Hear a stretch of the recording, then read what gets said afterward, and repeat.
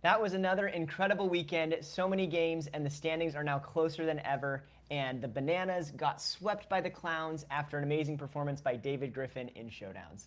And what in the world happened in Salt Lake City? All that and more on this week's Breakdown. Welcome to the Banana Breakdown Podcast, your inside look at all things Banana Ball through player interviews and game breakdowns. We're your hosts. I'm Brandon, and I like to go bananas. I'm Sammy. I'm the life of the party. And as always, go party animals. Got a glove and a dream. What a play by that kid! Oh, it's Brandon! No way!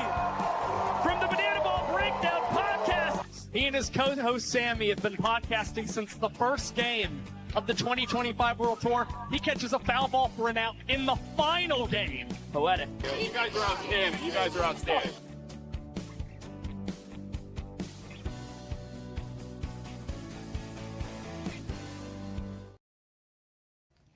And on top of everything else, the Banana Bowl Championship game has officially been announced with its location, which we will talk about at the end of this podcast. For sure. Super excited about that. But with the crazy shenanigans of the Firefighters sweeping the Party Animals this weekend, we had to bring on a special guest, the one and only Firefighters broadcaster, Zach Staton. Welcome to the show. What's up, guys? It's good to be with you here in Montana. I don't even know how to describe the last week. It's been chaotic. It's been crazy. So I'm super excited to talk about the Firefighters, man. Yeah, I mean, they're absolutely killing it, and moving up into a playoff spot right now is pretty crazy.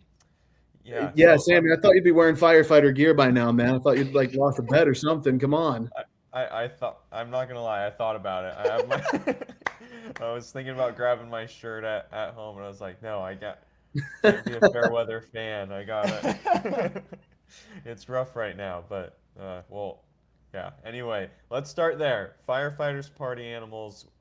The Firefighters were 3 games back behind the Party Animals going into the weekend, and they swept. What happened in Salt Lake City to boost the Firefighters to this 4th place spot?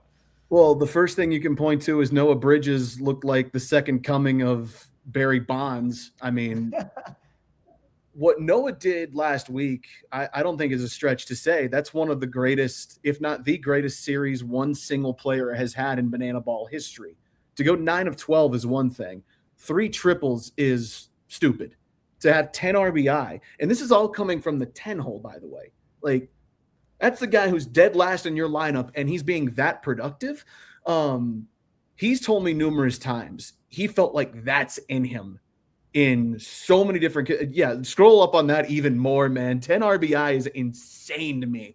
But he felt like this level of player was in him. Remember, at the beginning of 2024, I think it was the first day of Firefighters practices, he broke his leg trying to do a backflip catch, and the doctors essentially told him it's going to take about 2 years for you to really feel like yourself again. And he's not at all.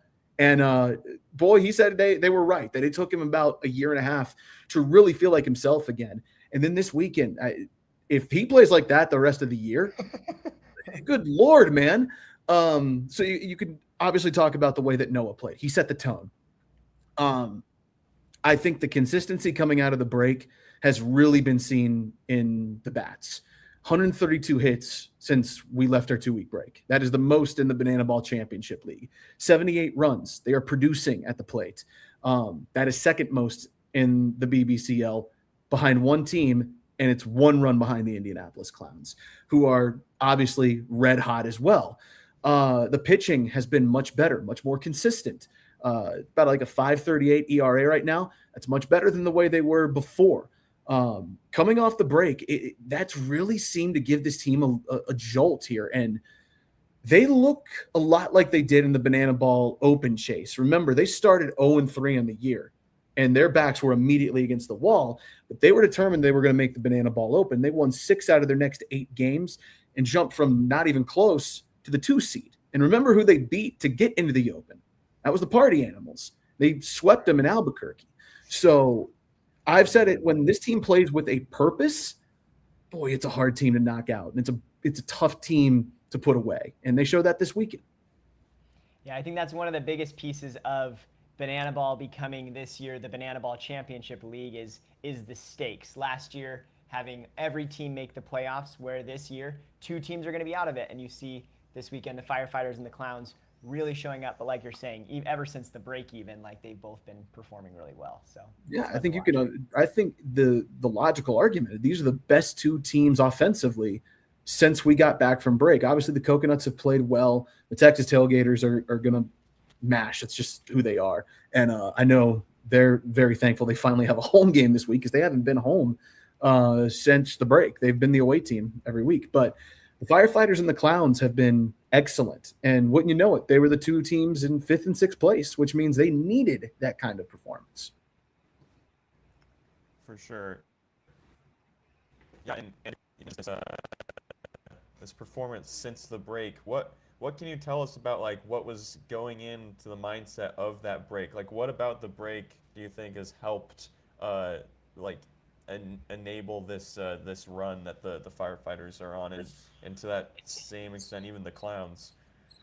I think to a certain extent, sometimes when you're not playing the way you want to, sometimes it's good just to take a couple weeks. You know what I mean? Like it just, like I told you guys before, I've been editing a video now for like 3 hours and it's like burned my brain. And sometimes it's good to just step away from it for a bit, and that'll get you refreshed, recharged, and ready to go. I think in some cases that's been the case for the Firefighters, where they were close in so many different ways. Before this weekend, 17 of their wins were by 2 points or less. Like they were grinding out in every game, it felt like. And so sometimes it's good to just take a step back, breathe, and kind of realize, okay, here's where my mind needs to go. The second thing is what I've just said. I think when you know there's no wiggle room left, and there's none now. We're in a 2-month sprint towards the end of the year, and we're dwindling darn near close to it being a 1-month sprint. When you have nowhere else to go and you know what the task at hand is and you know the work that has to be done and there's no cushion left, you either do the work or you don't get what you want. And I think the Firefighters have proven, dating back to last year in the World Tour Championship semifinals, that when their backs are against the wall, this team just finds a way. They just find a way. And you're seeing that DNA right now, I think, in both the Firefighters and the Clowns. Now, the Clowns have always been talented. Firefighters have had talent. It's just not broken out in certain ways. The Clowns obviously have had some sort of a learning curve when it comes to banana ball. But both teams' offenses are lighting it up, and the pitching is getting better. You see what David Griffin did in showdowns. I mean, that was – we tuned in halfway through our game, and I saw round 5 of showdowns, and David Griffin was still in there, and I was gassed in the broadcast booth. But you look at him, and then you look at Ben Dunn III, who has gone from the pitcher of the year as a closer setup guy to now he's starting, and he's darn near become the most trusted arm in the league if you look at what he's done since he first started a game at Iowa City a month and a half ago. So sometimes it's nice just to take a break. For sure. Yeah, that's actually where I was gonna go next. I wanted to ask you about the pitching changes for the Firefighters. Like you said, Ben Dunn, closer last year, now a starter. Johnny Hummel has come in as an amazing closer. He's shut the door on the Party Animals two weekends in a row, where the Party Animals had chances to runners on base and chances to tie or take the lead in the last inning, and he shut the door. What has been what's been the secret sauce there with the pitching changes? So I think with Ben, he was so good and so reliable that one of the things that it was almost by necessity. You know, Bradford had been sort of dealing with an arm issue in Charlotte. That was the last time he had started. And they'd sort of been looking for a second and third guy because Austin Temple gets moved to the back end. And all of a sudden he just starts shoving too. Like he gets back-to-back wins and showdowns where he strikes out Jackie Bradley Jr. and Dan Oberst to win it for the Firefighters. Think about those two names, by the way. So it was sort of by necessity. Temple was a little bit more effective in the back end. Zach Phillips comes in and immediately shows that he can have some starter ability, and you saw that against the Party Animals too. And Philly's been an unbelievable addition to this clubhouse because he just adds a little bit of attitude that every team needs. That just, I don't care what happens, I'm going out there to shove. And whatever happens may happen, but you're going to get the tank emptied from me. Ben one of the things that makes him so good is he is unafraid to pound the zone. Okay. He's talked about it. He thinks strikeouts are overrated. He wants to induce contact because it gets his defense involved. And with the way that the Banana Ball Championship League works, trick plays help you. So it obviously helped to maybe give him a little bit more of a workload, but they tried him out in Iowa City, and he was darn good. So, okay, let's try him out again in Wrigley Field, and he was legendary. Okay, let's put him back at Grayson Stadium. He went 8 innings and I think pitched 40 times. Like, it's insane. So I think part of it was by necessity. Part of it, too, is Johnny Hummel's a damn good closer. Like, he's just – I will say this. I thought the most impressive outing Johnny had was this past one, because all of a sudden they went from 4-2 down in the top of the 8th, and you don't know for sure if you're going to close. So all of a sudden you're up 6-4, and you got to get hot now because we're going to need you in the bottom half of the inning. And he did, and he was effective. I'm sure he didn't like how hard TJ Reeves hit the ball on the final out, but when you got a fielder like Lamar, whose range is unbelievable, you'll take it. I think the pitching has been so good because guys realize we need arms in certain places. Whatever the role is, I'm going to give you everything I got. Yeah, I love to see it, and it's just been really cool. Just seeing all the changes and how the Firefighters have kind of adapted to those changes. But yeah, just overall, the Firefighters team really seems like they've come together. And I can say the same thing for the Clowns. Yeah. For anyone who's listening right now, we are seeing some comments that our mics are low. Let us know if it sounds a little bit better with us holding them here. But yeah, super excited to see what the Firefighters are pulling off. But anything else that you can think of that's kind of contributing to the Firefighters' comeback at the moment? Well, I mean, let's go back to Saturday. These guys always talk about they'll play for something bigger than themselves. And I think they were inspired by the fact that Brody Rackham's family was there. If you don't know his story, Brody was a Make-A-Wish kid, 15, 16 years old, that visited us in Scottsdale, Arizona, was battling soft tissue cancer for more than a year. And the team really gravitated around him and his battle. And unfortunately, he passed away in May. And ever since then, the team has just sort of rallied around this belief that they could win something for Brody. His family was with us Saturday. First time we've seen him since they visited us in Scottsdale. And they obviously, the moment with Bradford at the beginning of the game where he was presented a jersey with the Rackham name on the back and number 7. It wasn't a copy of Mason Maxwell's number. Brody's favorite number was number 7. So we really wanted that number out there for him. And then they got to celebrate at home plate with us. Like, they were in the dugout when the comeback was happening. I remember talking to Brody's younger sister, Whitley, who's like, I've never seen my family jump this much. Like, I think that does inspire them. I really do. If you're going to be a firefighter, you have to embrace playing for something much bigger than yourself. Same thing with the Clowns. You're playing for history. You're playing for something a little bit bigger. And so the Firefighters, I think they do get motivated by those kinds of things. And so it might sound cliched, but sometimes that can inspire some really cool things. And we saw that on Saturday in the top of the 8th. And I don't know I've ever seen that level of a comeback like that, where I could believe what I was seeing. And I also was like, this has potential to be one of the greatest wins we've ever had. Yeah, I mean, that story is incredible. And yeah, going back to that game, that comeback in the top of the 8th, it felt like it was immediate. Like, you could feel the difference in the Firefighters' demeanor going up there. They went, because there was a potential that they were going to get to the 9th inning, in that there was enough time left to potentially get to the 9th inning, but Sure. The Firefighters came out with the feeling that it was the 9th, and you could tell. And it seemed like the party animals weren't quite expecting that sense of urgency that the Firefighters had, and that led to this comeback. And it was sad for me, but just really incredible to see. I was about to say, I can really tell that this is painful for you. So I appreciate you. I appreciate you doing this. And look, for any party animal fans who are sad right now, I understand your pain. They're the dang party animals. They're going to be all right, man. Like, they've got too much championship medal to not battle. But on the other side of the coin, I think I said it with right at the top of the 8th. If the Firefighters start putting together long ABs or they start getting on base, both teams' mentalities are going to have to start shifting to maybe this is it. And I think it really hit me that this was going to be it once we put Zach Phillips in as the pinch runner at second base. I was like, okay, you don't take Mason Maxwell out, who's a productive AB, who's got a nice glove. Obviously, he's playing in right field at the time, not usually what he's been doing this year. But you don't replace him without thinking you got to get that second run home, because at that point you needed the second run to tie the game should this be the final inning. And at that point, too, I think there were about 3 minutes on the clock. You were going to have to get real fast on the other side, too. And so I think at that point, I started realizing we might not make it to the 9th. And the Firefighters are taking this as we've got to score every run that we can.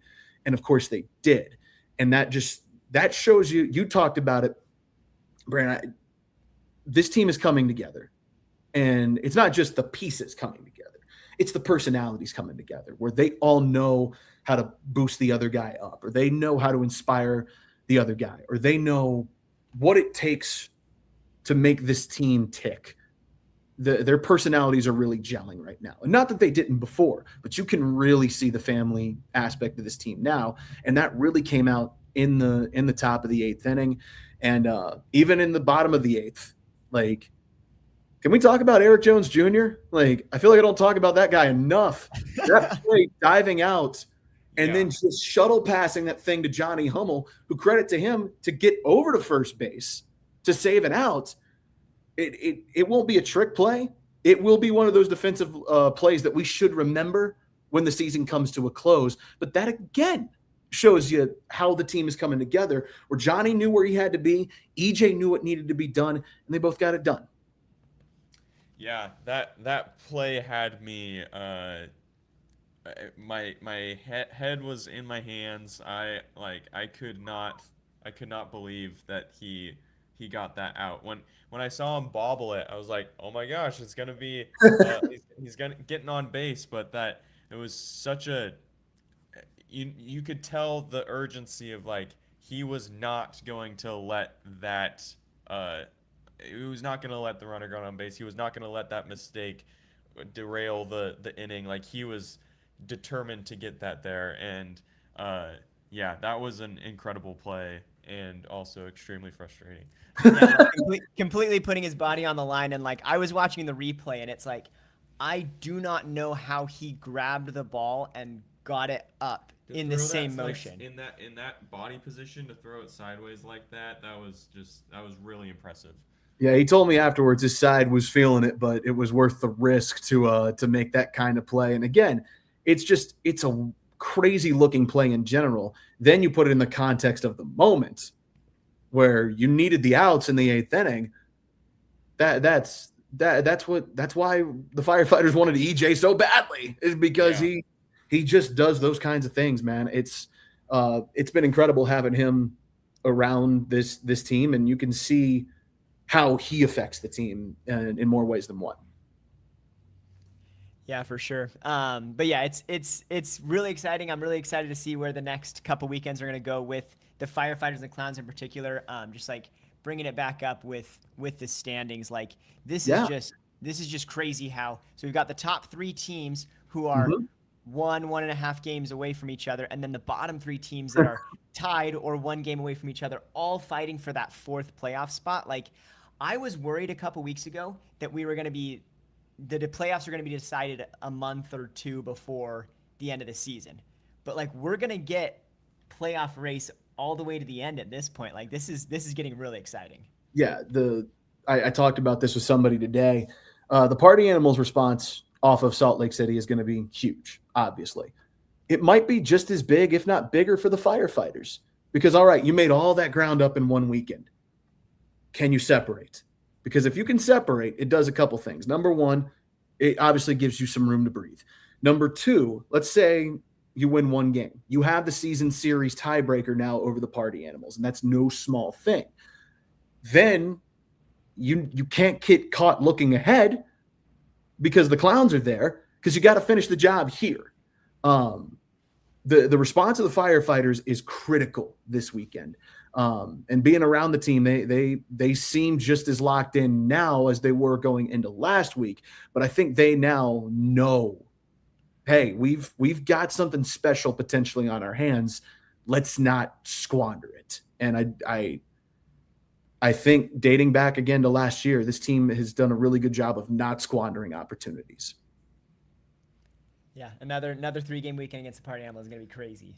Good Lord, man. Are you guys getting tired of us in the Party Animals? Because I'm not with the way that these games have gone, but No, there games have been awesome. incredible plays, man. So for 8 straight games, man, these two teams have been as entertaining as you could ask for. Yeah, I think last year it got a little bit where with the 4 teams, the Bananas, Firefighters, and the Party Animals Tailgaters, it felt a little repetitive. Where this season, when you get, because of how infrequently they see each other, getting this 8-game spurt is really cool to see. So I think the schedule's really done well this year. It was so weird. Like, we didn't play them after April 12th before Lehigh Valley. So it took forever to see the Party Animals again. And the wait's been worth it, obviously. There's been some really cool things. I mean, like the Party Animals response on Saturday night was really good.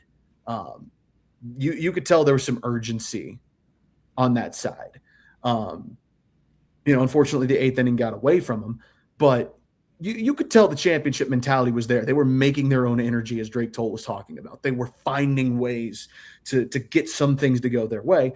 The end result, not what they wanted, but they were good. And the Firefighters were excellent.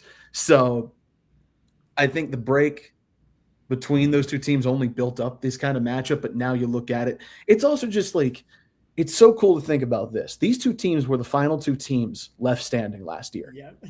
And now they're battling for the final spot. And if the Firefighters can create some separation, they can be battling for the 3rd spot while the Party Animals are still scratching and clawing in. It just goes to show you, like, the 6-team Banana Ball Championship League has been so cool, because you look at the parity. 1st to 6th is separated by 5 games. Like, Crazy. What other league does that happen in, where it's 5 games separating first and last place, and the last place team, you can make an argument, is playing the best, and the team sitting in 4th, who could also be making a case that they're playing the best. That the Banana Ball Championship League's on fire right now, and it's so cool to see all this stuff going down. Obviously, another weekend where so much stuff can change. That's the beauty of this. Yeah, absolutely love that. I think that's a whole. You could have multiple podcasts talking about the impact of the way the league is structured and why that makes it so competitively balanced, but it can't be overstated. Yeah, and this weekend, like we've brought up, Party Animals, Firefighters again. This time playing in Billings, Montana. This is it's become a huge rivalry. They're in the championship game last year. They've been playing each other for a while. What is it like bringing that intensity of a series to a tiny stadium in Montana? I think it's awesome because it's more intimate. Yeah. I think the stadium, if my memory serves me correct, and I'm hopefully my research is right, I think it's about 3,000 seats in the stadium, right against the backdrop of a mountain. Amazing. Like, that's just sick to me. I think it's awesome because we're bringing the sport of banana ball, the show of banana ball, to this state for the first time. And what you're seeing is a massively intense battle between 2 teams who do not want to miss October. Like, you couldn't get it any better if you're living in Montana, that you get to see something this heated and this important this late in the season. And you're getting to see 2 teams who the Party Animals are an anchor for this sport. They're a team that sold out a Major League Baseball stadium not once, but twice. And they're going to do it again in Detroit. This is a brand. And the Firefighters are one of the hottest teams right now in the league and the hottest team in sports. It doesn't get better. So I'm super excited. We've done this a couple times now where we've introduced banana ball to a state. We did that in North Dakota this year with the Clowns. And what do you have it? We had an awesome showdowns game on night 2 that the Firefighters won. Montana's going to be no different. I'm so excited for tomorrow. We're the lone game, so I can't wait for people to see what this looks like. Certainly, like all the pregame stuff's going to feel different because, again, it's so much more intimate. But I cannot wait for that. Yeah, it's going to be a fun series for sure. Did want to before we let you go today, we threw out in our the Banana Breakdown community that you were coming on and got a couple questions from our community members, and one of them Michael is asking is really fun. He says, "How many copies of your trading card have you seen in person?" 1. In person, 1, and I signed it in Lehigh Valley for this person. So she said she traded for it, which just blew my mind. That was awesome. But yeah, I've seen it 1 time. I've had a couple people like either DM me or message me and say that they got it. But with my own 2 eyes, I've seen it 1 time. What is that like, being on a card and having someone come up and ask you to sign it? It was right after the Firefighters won in Allentown. So my mind was all over the place. And then I saw this and I was just like, this is bizarre. This is so cool. I can't remember who else told me about it. There have been a couple fans who have messaged me and said it, but obviously I don't think there's anything that's gonna top when we ripped one of the packs and got Josh live on the air at Wrigley Field. Insane. That was nuts. I had an out-of-body experience doing that on the air. But yeah, seeing my own card for the first time, that was a little bit of a like, what a life I get to lead kind of moment. So, but yeah, love that. Yeah. What other questions do you have? I like answering these. Yeah, especially if it's about cool. the card. All right, so yeah, another one in the community. This is from Mohawk Mike. You know him. What the heck is Mohawk Mike doing? It's a good one. Yeah, he says, and there might be some backstory to this question. I that feel we'd love to hear confident there is. how many total scoops of ice cream have you eaten this season in celebration with the Firefighters after a victory?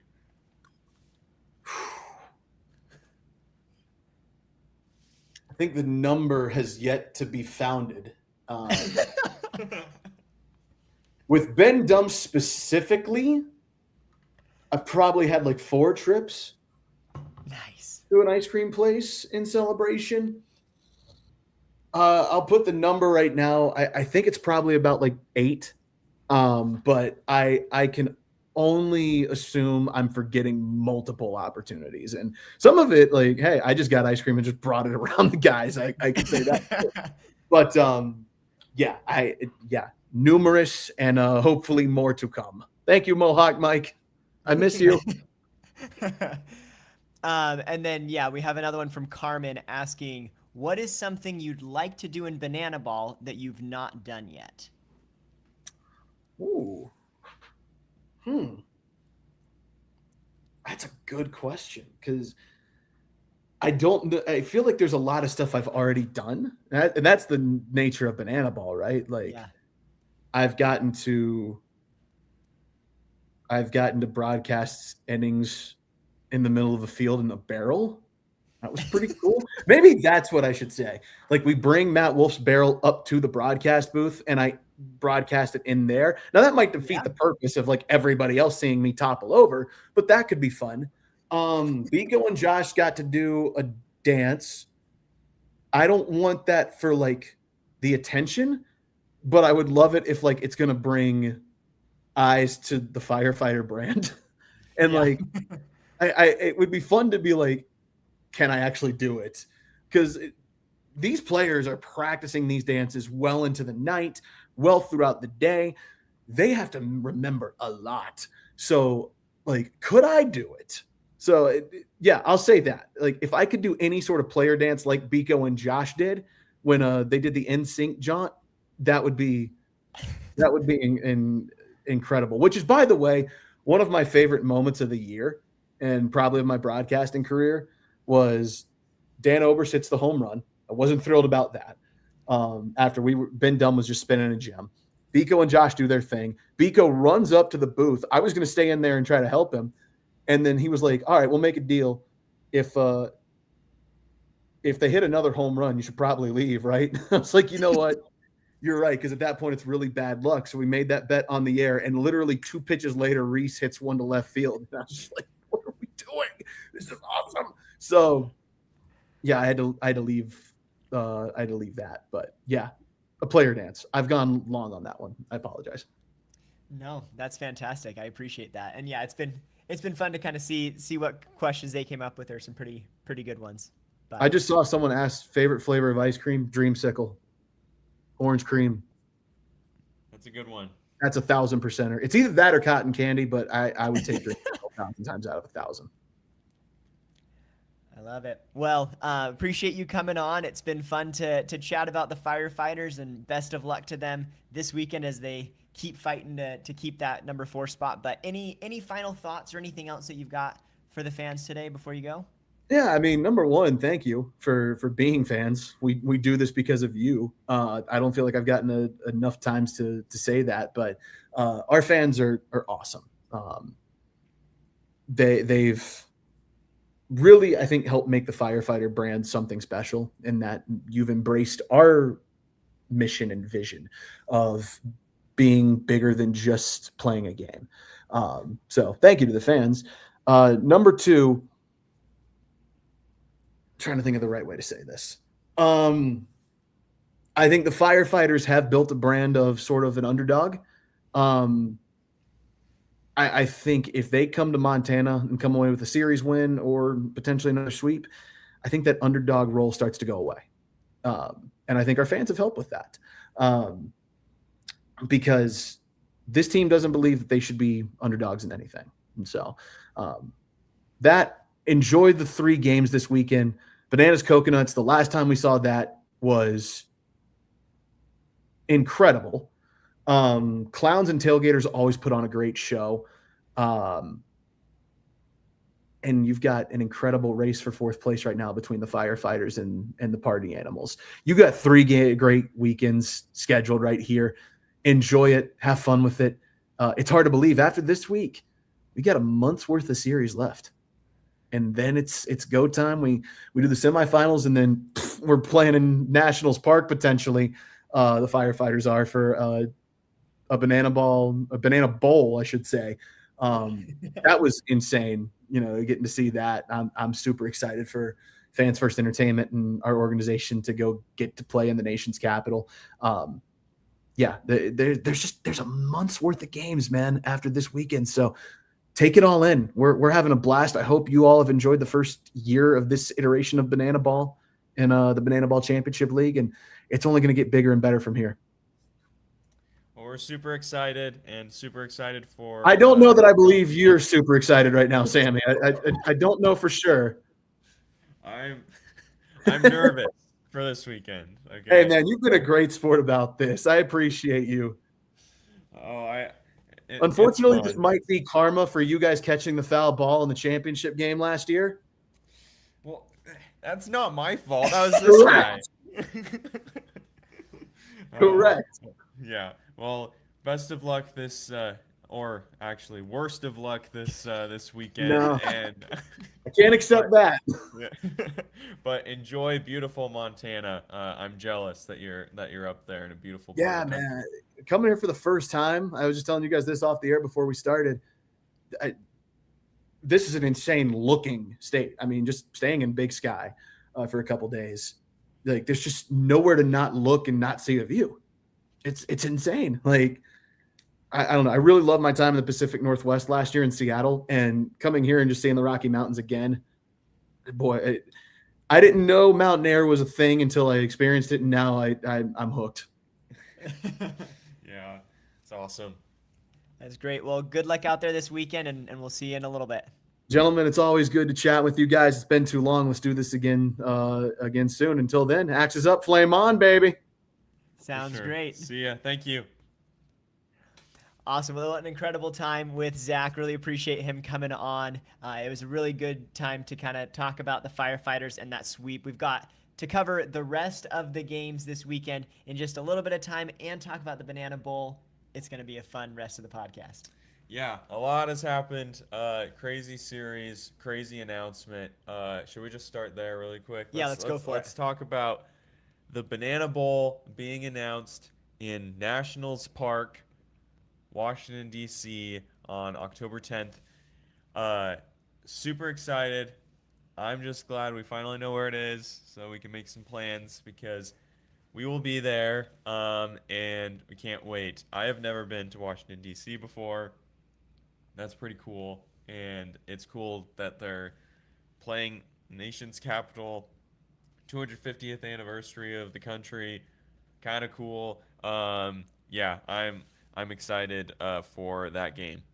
Yeah, and just for anybody who is in the proximity or willing to travel, they opened up a lottery list to see if anybody wanted to come to this game.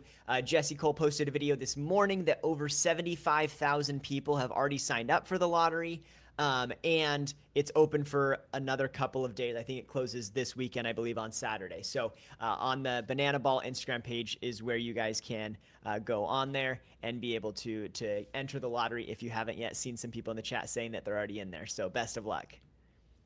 Thanks again, Zach. Just wanted to throw your chat out there. Thanks. Yeah, so I'm super excited for the Banana Bowl being in Nationals Park.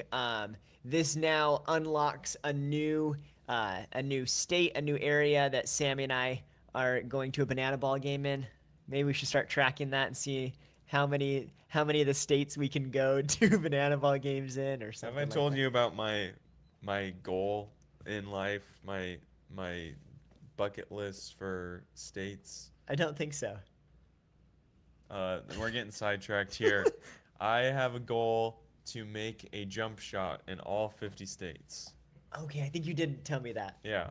Do you have it tracked? Like, how many have you gotten? I think I have somewhere. It's on my notes on my phone, but I think I'm at 14 or 15. Okay. So yeah, so I have to bring a basketball or find a basketball, find a hoop, and make a jump shot. And I think that if I do it, I might be the first person ever to make a jump shot in all 50 states. I don't know that for sure, but I was just thinking about it. Obviously, there's no way of knowing this. There probably is someone that's done it, but I was just thinking about it. Probably like, an NBA player. No, because that's what you would think that, right? And I was going through like, okay, all the people that are playing basketball, college basketball, they're not going and playing a game in Alaska.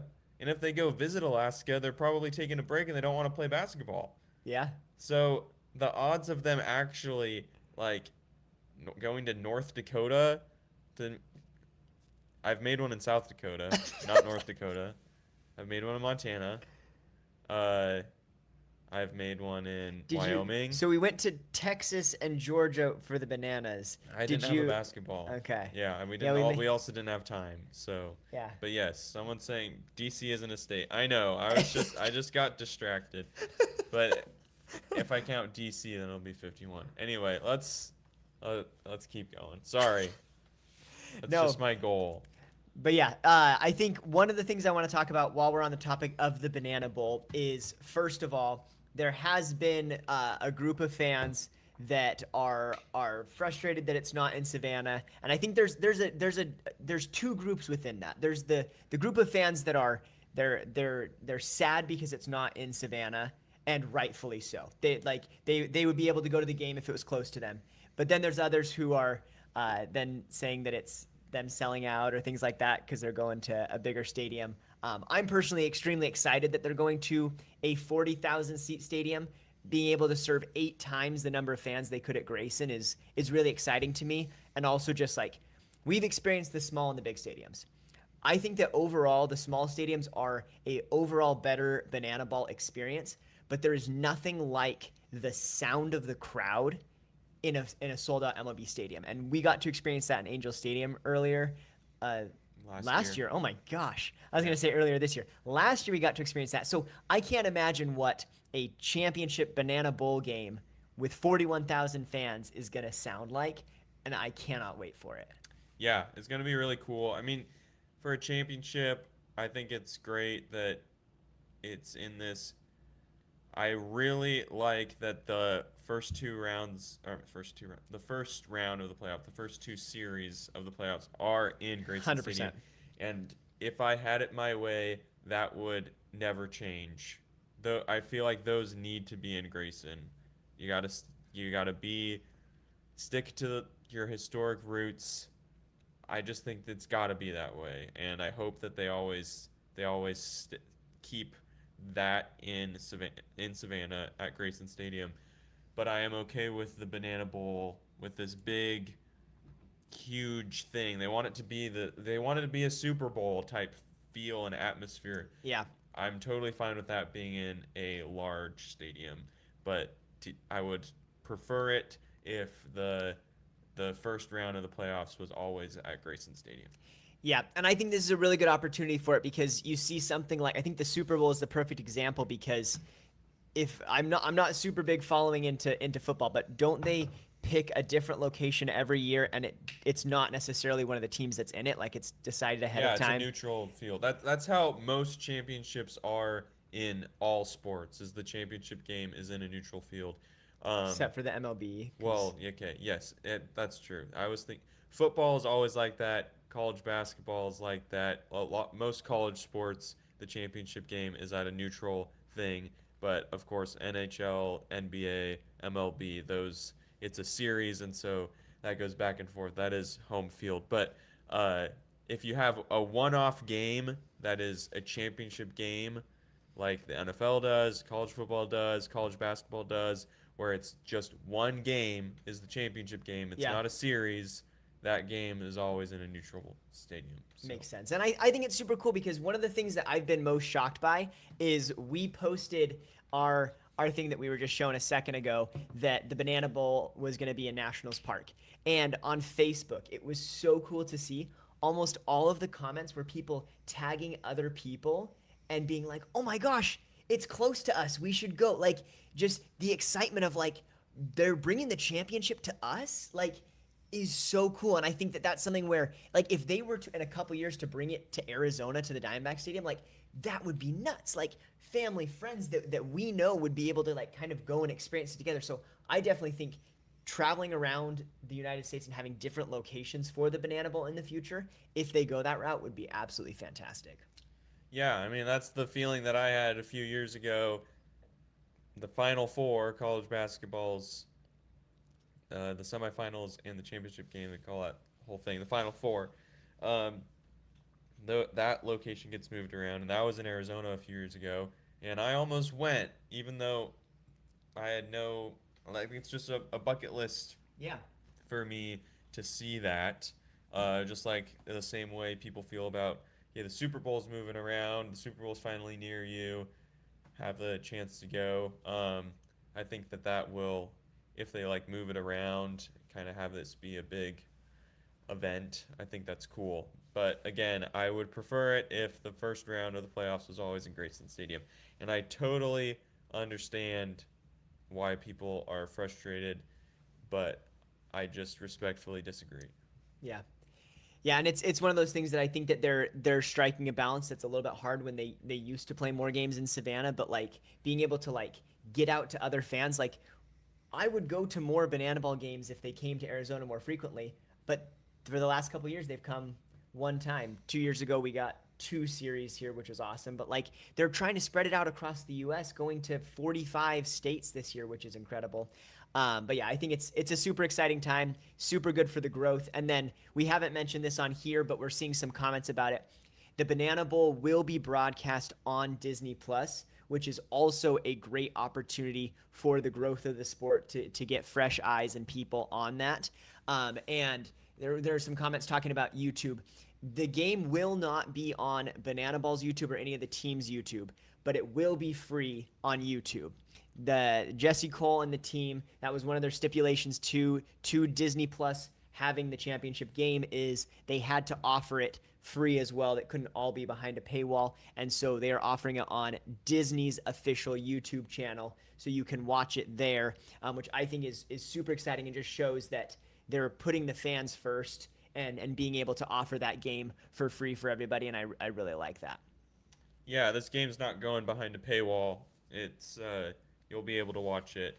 Um, yeah, I think that's really cool. And I was when that was announced, I was looking at Disney's YouTube channel. I was like, do they? Why would they even have a YouTube channel? What do they do? They like post trailers and stuff, I guess. They have like maybe 4 or 5. It's been a while since I looked at it, but it was a very small number of live streams Very ever. old live Yeah, streams. very old. I mean, they were like trying stuff, and so for them to negotiate that and get that, it's not like Disney does this a lot, and so for them to do that, it's really cool and really fans first. I think it's like, no, you have to put this for free on your YouTube channel.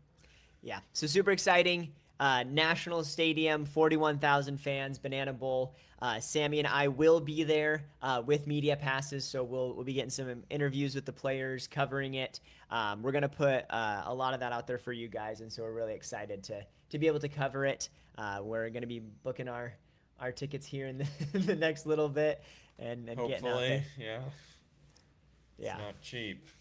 Yeah, it's basically one of the farthest places from us in the United States. So one of the hardest places for us to get to. But we're gonna make it work. We're That's excited. why I about was really, really hoping that was gonna be an Angel Stadium. But it's cool. I've never been to DC. It'll be cool.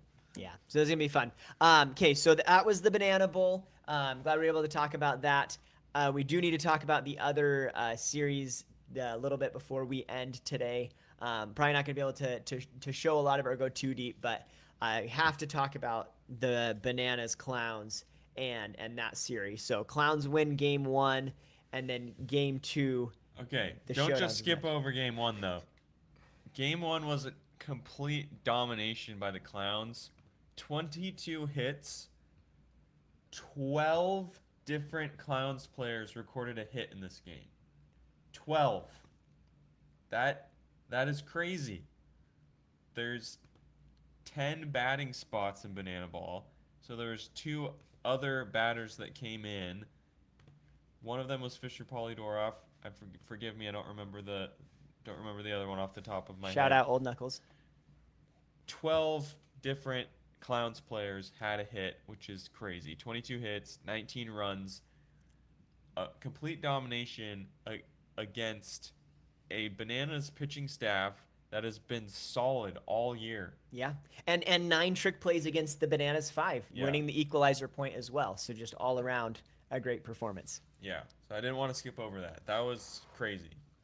Yeah, so the Clowns absolutely demolished the Bananas in game 1 there. And then we go into game 2, and kind of similarly to that Party Animals Firefighter series, that the final game, the Party Animals were leading at the start. In this game, we end with the Bananas and the Clowns tied at 4-4 going into the 9th inning. And the crazy thing is that looking at the pitch clock here at the start of the 9th inning, David Griffin is already at 84 pitches. He's came in the 4th inning, I believe, and just kept on pitching and performing well, and so they kept him in. And he kept going through showdowns too. It's crazy. It was an awesome performance. Yeah, his pitching was fantastic. For him to just keep going, the endurance and everything, he ended up with 3 shutdowns in showdowns.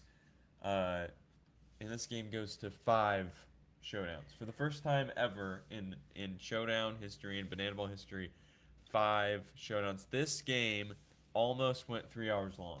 Yeah. It was like 2 hours, 40 minutes. So That's crazy. yeah. Yeah, so 9th inning, gets a couple strikeouts, brings them to 2 showdowns, and then, yeah, we can't talk about each individual round, but it was just awesome, just back and forth.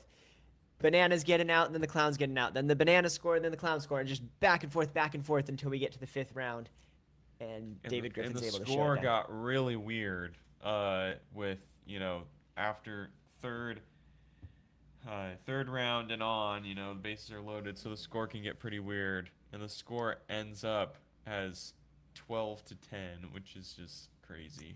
Yeah, so they each scored 1 run in a previous round. Then they both score a Grand Slam-esque 4 runs.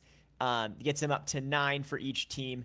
Then I think there was another shutdown of both. another one where they both scored one, and then you get to your point, the Clowns score a couple. You get to the Bananas batting in the bottom of round 5 with David Griffin on the mound, and then able to shut the door with just a little grounder, which is crazy. Yeah, just really, really insane game. I couldn't believe this. This game, this night, Saturday night, was just an outstanding banana ball weekend. But yeah, crazy stuff. Clowns are so excited. First ever sweep of the Bananas in Clowns history. Oh man, they deserve that celebration. That is just so cool. Yeah, that is awesome, and definitely like David Griffin since the break has been performing outstanding, and just the number of pitches he threw that night, like that's just crazy. Pitching 5 or 6 innings, whatever that is, and then coming in for 5 rounds of showdowns with no fielder behind him at one point and bases loaded with one fielder, like just crazy. Yeah. So incredible stuff by the Clowns. The Clowns are hot right now. They're only one game outside of that 4th spot, that playoff spot. So there was a time where we felt like the Firefighters and the Clowns were falling behind and other teams were pulling away. That's not the case anymore. The Clowns and the Firefighters have that 4th spot right now, but they are well within the playoff race, and it's going to come down to the wire. It's going to be crazy. Yeah, for sure. And I think that's the biggest piece for any of this is just you come back to it is just how close the standings are, and this was a huge weekend for both the Clowns and the Firefighters to kind of catch back up in the standings there. So it'll be cool to see what happens this next weekend. For sure. Okay, and then sorry, we're running out of time here, so we're going kind of quick. I did have a full write-up of the weekend, but again, I had to do some high-level stuff. I couldn't write about everything. If you want to get that recap, hopefully most of you are already signed up for our email newsletter, but maybe you aren't. Yeah, you can sign up. You can comment on Instagram. And it's also in the description down below that you can sign up for that. But Sammy does an incredible job. This last one was very in-depth, containing a lot of the things that happened this weekend. It was a very well-done write-up. And so if you guys join on that, you'll get this week's recap. And then every week, Sammy writes an awesome recap of the game. So if you missed one or two here or there, you get that catch-up there. Yeah, it's been fun to write them. I'm trying to put a little bit more of my personality in my writing, so that was fun doing that. So, yeah, sign up for that newsletter. I'm going to be doing it every week. So, and just a quick shout out with that. Also, our Banana Breakdown community members get early access to that recap that Sammy sends.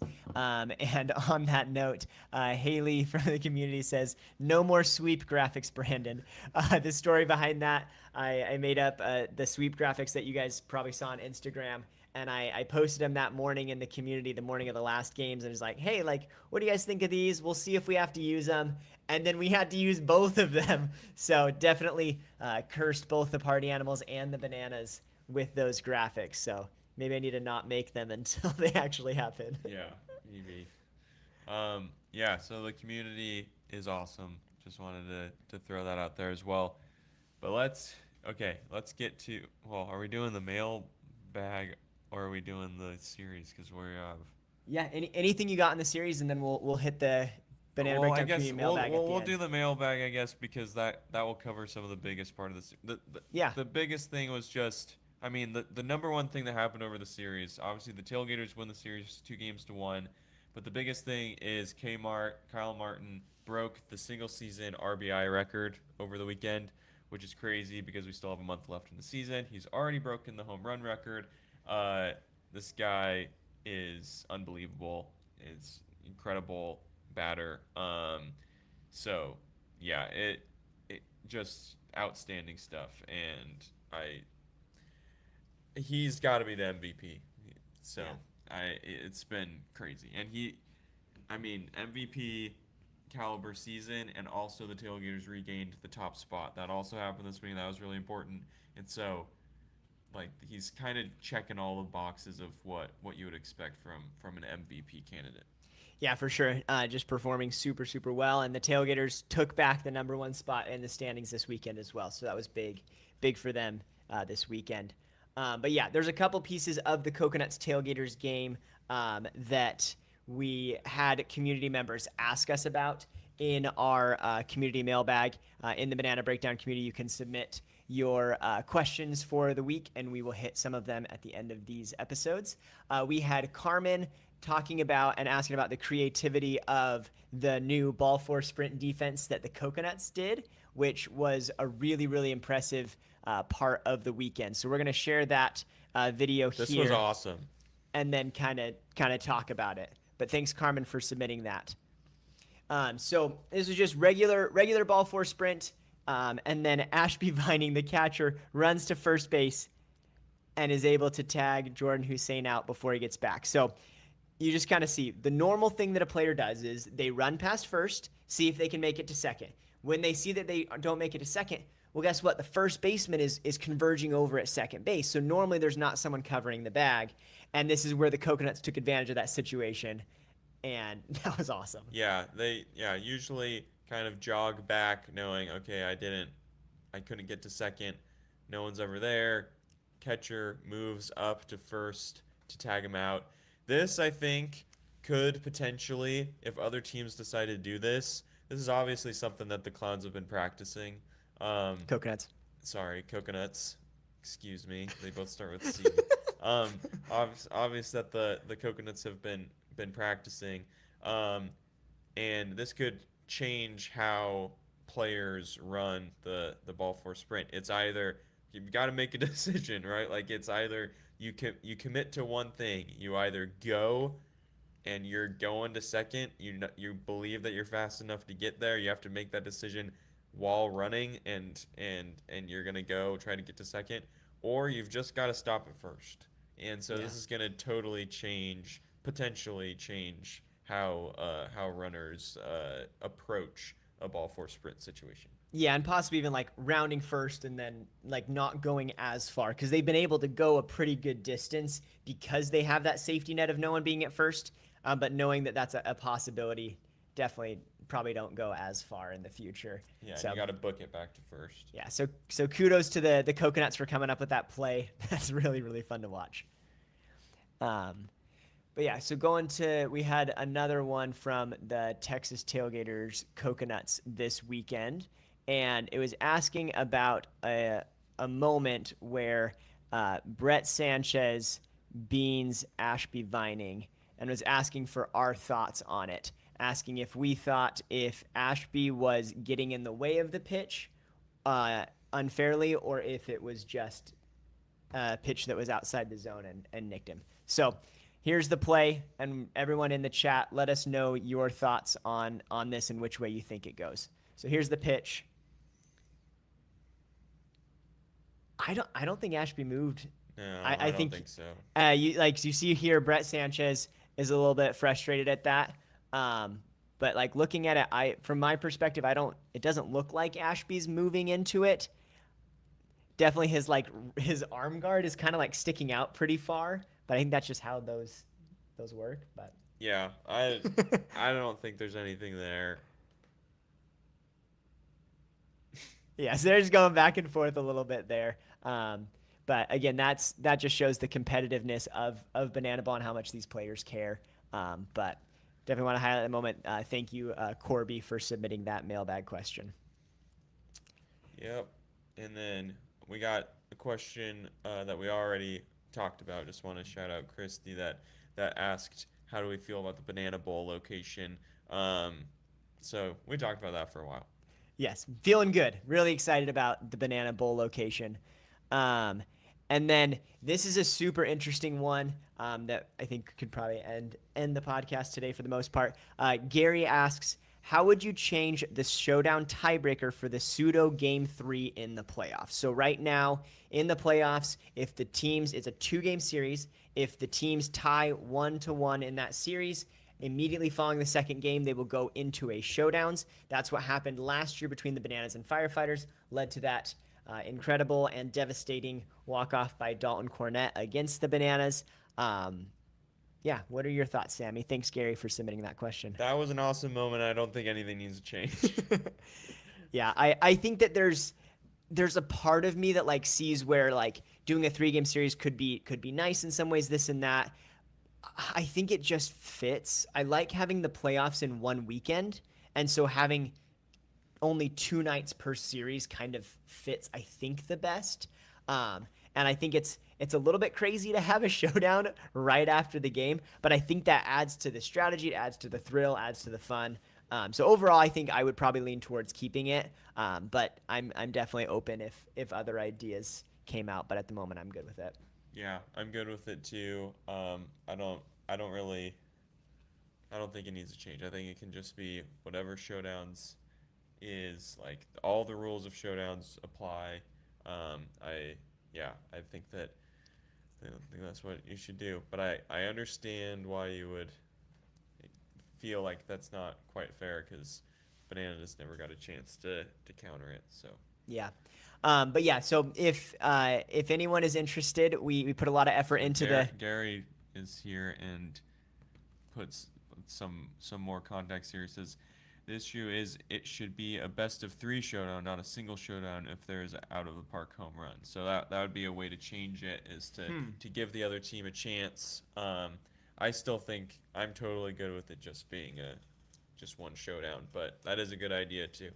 Yeah, I think I'm good with being normal showdown rules. So like in theory, we could have had a 5 showdown game just like we did this weekend. Yeah. In that playoff moment. It just depends on I think that's what's fun about the showdowns is it's not guaranteed to be 3 rounds, it's not guaranteed to be 5, it's just however many happen to It could be one half of a round. Yeah, which is kind of crazy. So yeah, definitely enjoy that. But anybody who is interested in joining the Banana Breakdown community, the link is in the description down below.